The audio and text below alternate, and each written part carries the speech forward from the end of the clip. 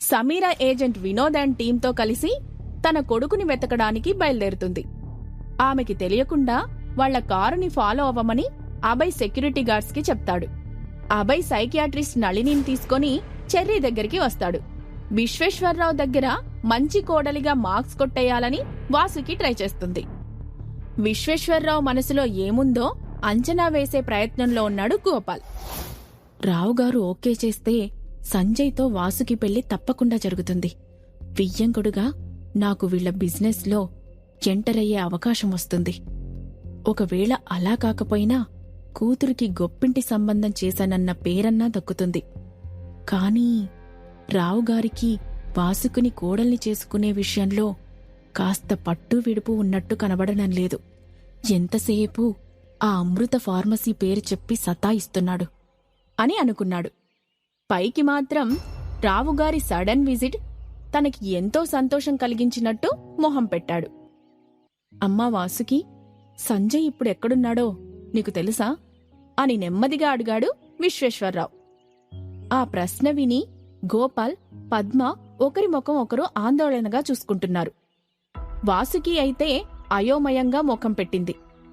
ఎవరూ మాట్లాడకపోవడంతో అదే ప్రశ్న ఈసారి ముగ్గురినీ చూస్తూ అడిగాడు విశ్వేశ్వరరావు. అయితే బాబు ఇప్పుడు మనింట్లో లేడా? అమ్మాయి కూడా చాలా రోజుల నుండి తనతో మాట్లాడాలని ట్రై చేస్తోంది, కానీ ఫోన్ కలవడం లేదు అని అన్నాడు గోపాల్. వాసుకి అందుకొని, అవును మామయ్య, హోటల్ రాయల్ మౌంటైన్లో పార్టీ తర్వాత నేను సంజయ్ని చూసిందే లేదు. ఆ రోజు పార్టీలో వేరెవరో అనుకొని సమీరకి ప్రపోజ్ చేయబోయాడు సంజయ్. కానీ సమయానికి నేను అడ్డుపడి అదెంత చీట్ చేసిందో సంజయ్కి చెప్పాను. మేమిద్దరం తనతో గొడవ పడుతున్నామని ఆ హోటల్ మేనేజ్మెంట్ అబ్జెక్ట్ చేసింది. లేదంటే ఆ రోజే మీ అబ్బాయి సమీర అంతు చూసేవారు. తనని బాగా అర్థం చేసుకుంది నేనేనని, నన్ను కాదని ఆ సమీర వెంట పడుతున్నందుకు సారీగా కూడా ఫీలయ్యారు. ఆ తర్వాత ఎవరి దారిన వాళ్లం వెళ్ళిపోయాం అని ఆపకుండా చెప్పింది వాసుకి. రావుగారి దృష్టిలో సమీరను ఎంత బ్యాడ్ చేస్తే తన విలువ అంత పెరుగుతుందని వాసుకి అనుకుంది. అందుకే జరిగిన దానికి చివరలో కాస్త తనదైన ఫ్లేవర్ జోడించి మరీ చెప్పింది. వాసుకి ఇంత మతిమాలిన మాటలు చెప్తుందని ఎప్పుడూ ఎక్స్పెక్ట్ చేయని గోపాల్ ఇక మాటలు ఆపమన్నట్టు వాసుకి వంక కోపంగా చూశాడు.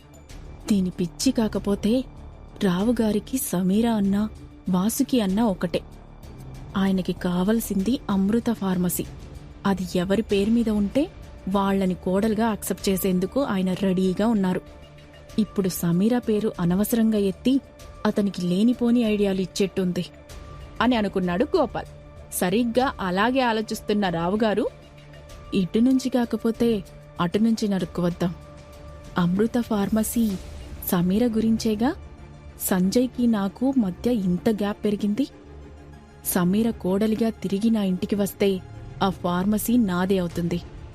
ఎక్కడ ఉన్నా సంజయ్ కూడా సమీర కోసం ఇంటికి వస్తాడు అని అనుకున్నాడు.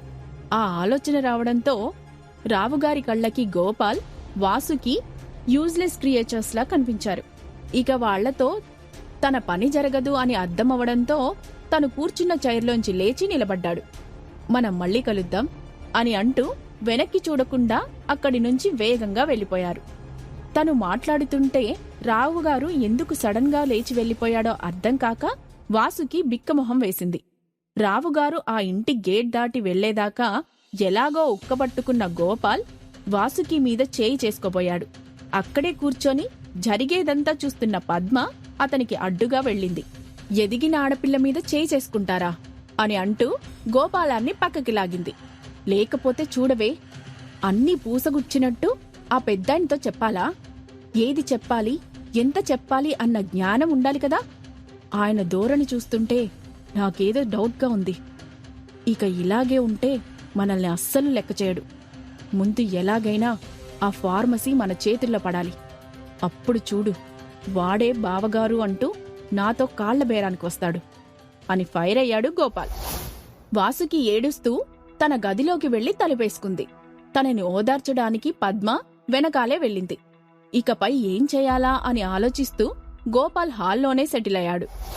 మరోవైపు హోటల్లో అభయ్ వచ్చాడని తెలిసి కూడా స్వీటీ స్టడీ రూంలోనే అలా కదలకుండా కూర్చుంది. నేను అలిగానని డాడీకి తెలియాలి, లేకుంటే నన్ను అస్సలు పట్టించుకోవట్లేదు అని అనుకుంది. అభయ్ డాక్టర్ నళినిని తీసుకొని స్టడీ రూంలోకి వచ్చాడు. డాడీతో పాటు ఎవరో వచ్చారని తెలుస్తున్నా స్వీటీ వంచిన తల ఎత్తలేదు. తనని చూసి అభయ్ గట్టిగా నవ్వాడు. ఏంటి చెర్రీ, డాడీ మీద అలిగావా? చూడు నీకోసం ఎవరొచ్చారో, నళిని ఆంటీ. ఆమె నీకు తెలుసు కదా అని అన్నాడు. స్వీటీ మెల్లగా తలెత్తి చూసింది. ఎదురుగా తనని నవ్వుతూ చూస్తున్న ఒక ఆమె కనిపించింది. ఆమెకి దాదాపు సమీర వయసు ఉంటుంది. చాలా అట్రాక్టివ్గా ఉంది. ఈ నళిని ఆంటీ ఎవరు? చెర్రీ నాతో ఎప్పుడూ చెప్పలేదు అని అనుకుంది. డాక్టర్ నళిని చెర్రీతో ఒంటరిగా మాట్లాడుతుందని ఏదో పని ఉన్నట్టు అక్కడి నుండి వెళ్లిపోయాడు అభయ్. తను వెళ్లిన వైపు చూస్తూ స్వీటీ డల్లుగా ఫేస్ పెట్టింది. అది చూసిన నళిని చెర్రీ ఏదో బాధలో ఉన్నాడని అనుకుంది. Hi Cherry, how are you అని ఫ్రెండ్లీగా పలకరించింది. ఐఎమ్ గుడ్, థ్యాంక్ యూ అని అంది స్వీటీ. తనకి కొత్త ఆంటీతో మాట్లాడాలని అనిపించలేదు.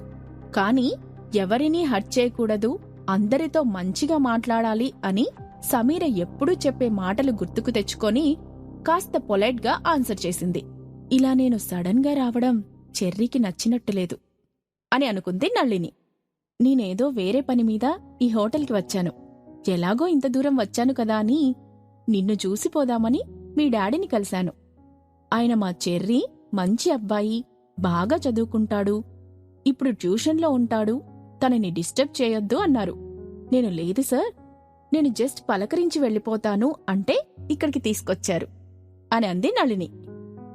ఆమె తనకి ఎక్స్ప్లెనేషన్ ఇస్తున్నట్టు అమాయకంగా మాట్లాడడంతో స్వీటీకి నవ్వు వచ్చింది. డాక్టర్ నళిని కూడా తనేదో జోక్ వేసినట్టు పెద్దగా నవ్వింది. జనరల్గా తన మూడ్కి సింక్ అయ్యే వాళ్లతో పిల్లలు కంఫర్ట్గా మాట్లాడతారు. అదే రూల్ని డాక్టర్ నళిని కూడా అప్లై చేసింది. మెల్లగా తనని మాటల్లో పెట్టింది. కాసేపటికి అభయ్ మీద తన అలకని మర్చిపోయి ఫైర్ టెక్నిక్ ని యూజ్ చేసింది. చెర్రీలో నమ్మకం పెంచేందుకు తను కూడా సీరియస్గా గేమ్లో పార్టిసిపేట్ చేస్తున్నట్టు ఆ కార్డ్స్ ఫీల్ చేసింది. ఆమెను బీట్ చేయాలని స్వీటీ గబగబా ఆ కార్డ్స్ మీద ఉన్న ఆప్షన్స్ ని టిక్ చేసింది. పరిగెత్తుకొని తీసుకువచ్చి వాటిని నళిని చేతిలో పెట్టి విజేతగా ఓ ప్రౌడ్ స్మైల్ ఇచ్చింది. హే, యు వాన్! నీకు ఇష్టమైన డాల్ చెప్పు, అదే నీకు ప్రైజ్గా ఇస్తాను అని అంది నళిని. బార్బీ అని గబుక్కునాని నాలుగు ఖర్చుకుంది స్వీటీ.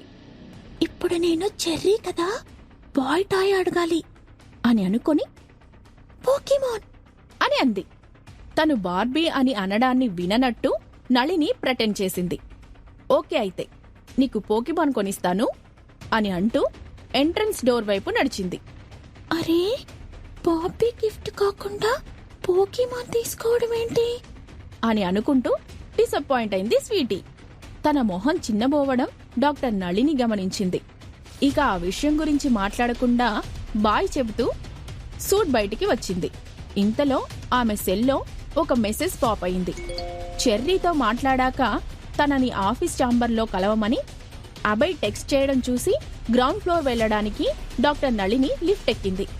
డాక్టర్ నళిని ఎప్పుడు వస్తుందా అని తన ఛాంబర్లో ఈగర్గా వెయిట్ చేస్తున్నాడు అభయ్. ఆమె చెర్రీ గురించి ఏం చెప్తుందా అని ఆందోళన పడుతున్నాడు. ఇంతలో నళిని ఆ ఛాంబర్ దగ్గరకు వచ్చి బయట ఉన్న సెక్యూరిటీ గార్డ్స్తో అభయ్ని కలవాలని చెప్పింది. అప్పటికే ఆమె వస్తే వెంటనే లోపలికి తీసుకురమ్మని అభయ్ వాళ్లకి ఇన్స్ట్రక్షన్స్ ఇవ్వడంతో డోర్ తెరిచి ఆమెని ఛాంబర్లోకి వెళ్లమన్నారు. మొదటిసారి ఆ ఛాంబర్లోకి వచ్చిన నళిని అక్కడి డెకార్ చూసి వండరయింది. అభయ్ వంక ప్రశంసగా చూసి నవ్వింది. ఆమెని కూర్చోమన్నట్టు చైర్ చూపించాడు. Okay, give me some time అని అంటూ స్వీటీ టిక్ చేసిన కార్డ్స్ని బ్యాగ్లోంచి బయటికి తీసింది. వాటిని టేబుల్ మీద పెట్టి ఒక్కొక్కటి చేతిలోకి తీసుకొని చూస్తూ పేపర్ మీద నోట్స్ రాసుకుంది. తన పని అవడంతో వాటిని అభయ్ చేతికి ఇచ్చింది. ఆ కార్డ్స్ వంక అభయ్ ఆశ్చర్యంగా చూశాడు. ఆ ఆశ్చర్యం కాస్త ఆందోళనగా మారింది. డాక్టర్, ఎనీథింగ్ సీరియస్ అని అనుమానంగా అడిగాడు. అలాంటిదేం లేదు అన్నట్టు నళిని తల అడ్డంగా తిప్పింది. నేనిప్పుడు మీకు కొన్ని విషయాలు చెప్తాను, మీరు కంగారు పడకండి అని అంది. ప్రొసీడ్ అన్నట్టు ఆమె వంక చూశాడు అభయ్. చెర్రీ తనని అమ్మాయి అనుకుంటున్నాడు. తన ఇష్టాలు అయిష్టాలు అన్నీ 6 ఏళ్ల పాపవిలా ఉన్నాయి. హోప్ యూ అండర్స్టాండ్ అని అంది.